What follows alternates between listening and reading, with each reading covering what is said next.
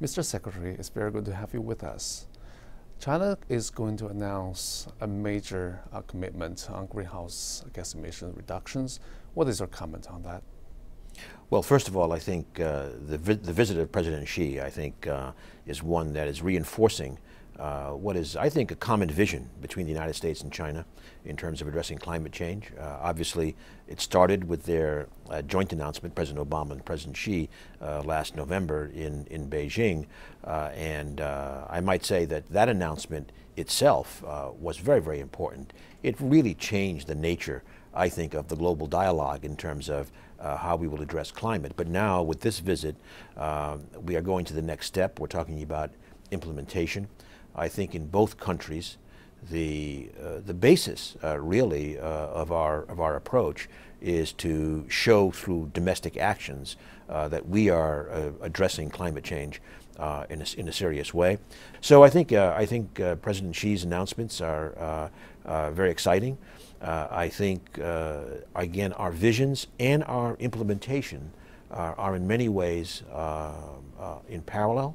And I think that this is going to give us, this visit and our joint announcements will give us and the world, I think, a lot more momentum going into the Paris negotiations in December. That announcement is obviously a follow-up action on China to achieve the goals, the ambitious goals that the two countries announced late last year. Do you think those goals are now, looking like achievable, or can they be achieved even sooner than expected? Well, I think so. In fact, as I recall, the statement last November in China was in terms of peaking carbon dioxide emissions in 2030 or earlier, and I think the steps being taken give us encouragement that I think that could happen earlier.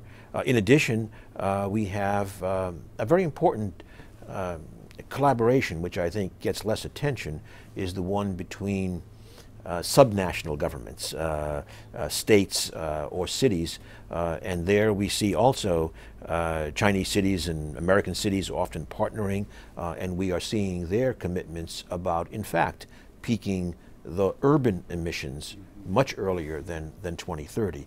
On the local level, obviously, lots of Chinese companies are interested in coming to the United States to invest in clean energy sector. Does the Department of Energy have any policies, measures to encourage them to do so?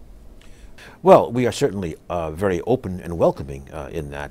In fact, the Department of Energy, first of all, we have some major projects, for example, in carbon capture and sequestration, where Chinese participants are both welcome and deeply engaged in the discussion. But we've also had Chinese companies take part in, have equity stakes in some of the companies that we have supported, for example, through our loan program. So we look forward very much to investments in both directions. On the technology front, Chinese companies would like to work with U.S. companies on research and development, but it used to be like American companies are not that willing to share maybe technologies or in that regard. But that seems to have changed a little bit over the years. So do you agree? Yes, and I might just note that specifically in technology cooperation, we do have what I think is a very successful joint program called the Clean Energy Research Center, CERC, which has a number of different tracks involving buildings, involving coal and carbon capture and sequestration and the like. And we had a major review of that program earlier this year. And if I take something like the buildings cooperation, there were a large number of both American and Chinese companies working on the technologies for efficient buildings. That's just one example. In addition, the CERC, the Clean Energy Research Center, between China and the United States, has a track that also has specialized in resolving intellectual property issues. So managing how managing the IP in these cases where we have Chinese and U.S. institutions and companies both involved.